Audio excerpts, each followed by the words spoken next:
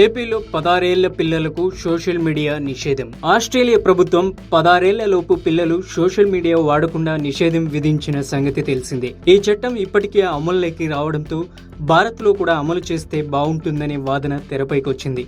అయితే తాజాగా ఆంధ్రప్రదేశ్ ప్రభుత్వం ఆస్ట్రేలియా తరహాలోని 16 ఏళ్ల లోపు పిల్లలకు సోషల్ మీడియాను బ్యాన్ చేయాలనే ఆలోచనలో ఉన్నట్లు చర్చ జరుగుతుంది. దావోస్లో జరుగుతున్న వరల్డ్ ఎకనామిక్ ఫోరం సదస్సులో ఏపీ ఐటీ విద్యాశాఖ మంత్రి ఈ విషయాన్ని తమతో చెప్పినట్లుగా లోకేష్ బ్లూంబర్గ్ అనే న్యూస్ వెబ్సైట్తో పాటే మరికొన్ని వార్తా సంస్థలు చెప్పుకొచ్చాయి.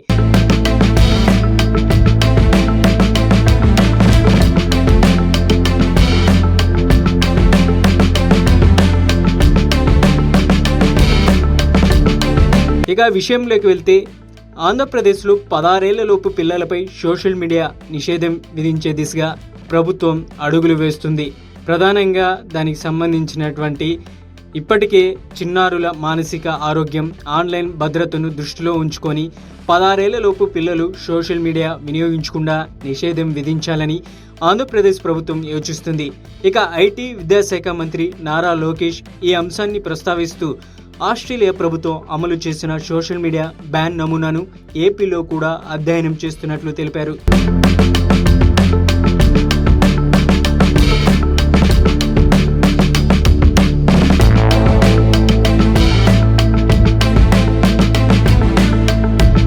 ఇంటర్నెట్లో దొరికే సమాచారాన్ని విశ్లేషించేంత పరిణతి చిన్న వయసులో ఉండదని, ఇది వారి భవిష్యత్తుపై ప్రతికూల ప్రభావం చూపుతుందని ప్రభుత్వం భావిస్తుంది.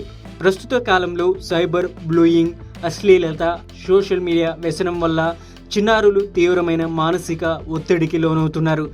తాము చూస్తున్న కంటెంట్ను సరైన సందర్భంలో అర్థం చేసుకునే సామర్థ్యం పిల్లలకు ఉండదని, అందుకే ఒక నిర్దిష్ట వయస్సు వచ్చే వరకు వారిని ఈ ప్లాట్ఫామ్లకు దూరంగా ఉంచడం మేలని మంత్రి నారా లోకేష్ అభిప్రాయపడ్డారు. గ్లోబల్ మోడల్స్ను పరిశీలించడం ద్వారా రాష్ట్రంలో చిన్నారుల కోసం పటిష్టమైన ఆన్లైన్ సేఫ్టీ నిబంధనలను తీసుకురావాలని ప్రభుత్వం లక్ష్యంగా పెట్టుకుంది.